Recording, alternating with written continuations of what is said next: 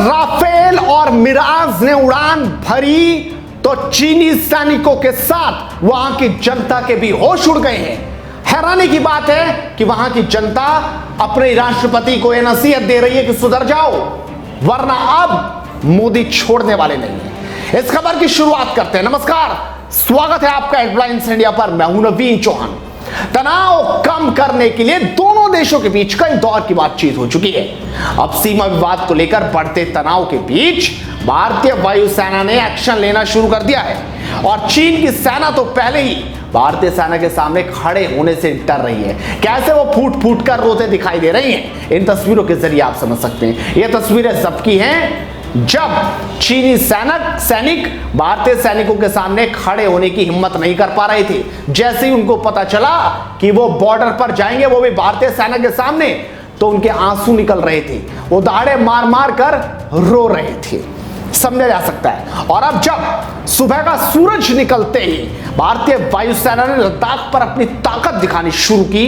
पहले मिराज ने उड़ान भरी, फिर सुखोई, फिर भारत का सबसे घातक लड़ाकू विमान राफेल, जिसकी गर्जना देख चीन की सेना सहम गई। आपको बता दें कि एक तरफ जहां चीन को हवाई ताकत दिखाई जा रही है, तो दूसरी तरफ T-90 और T-72 टैंकों को पूर्वी लद्दाख के दुर्गम इलाकों में पहुंचा दिया गया है। वैसे इन इलाकों में दुनिया का कोई देश टैंक तैनात नहीं कर सकता।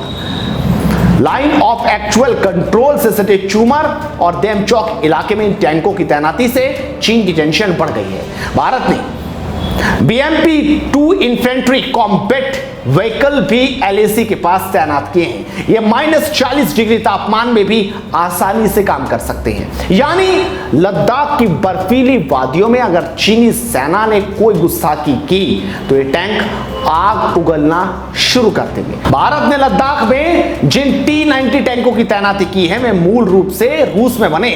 भारत टैंकों का तीसरा सबसे बड़ा ऑपरेटर है। सेना की 14वीं कोर फायर एंड फ्यूरी के chief of staff major general Arvind Kapoor ने कहा कि फायर एंड फ्यूरी कॉर्प्स भारतीय सेना और दुनिया की इकलौती ऐसी टुकड़ी है जिसने ऐसी कठिन टेरेन में मैकेनाइज्ड फोर्सेस की तैनाती की है। ऐसे माहौल में टैंकों, इन्फेंट्री कॉम्बैट व्हीकल्स और भारी बंदूकों की मेंटेनेंस कर पाना एक बड़ी चुनौती है।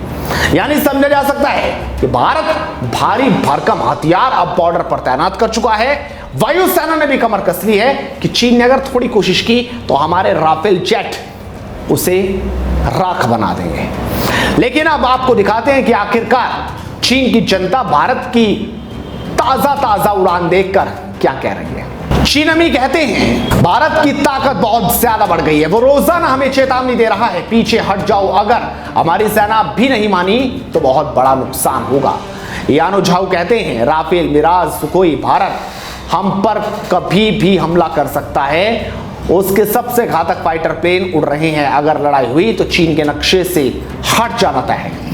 करन रोड्रिगेज कहते हैं भारत शांति वाला देश है, पर कुछ दिनों से वो आक्रामक होता जा रहा है। कारण हमारी सेना का ना मानना है। अगर अब भी नहीं माना तो भारत जरूर हमला करेगा, और अगर भारत का एक सैनिक मरा तो हमारे 100 मारे जाएंगे। बंद करो लड़ाई।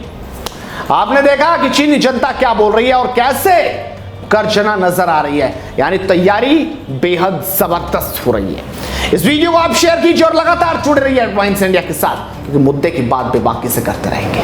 नमस्कार।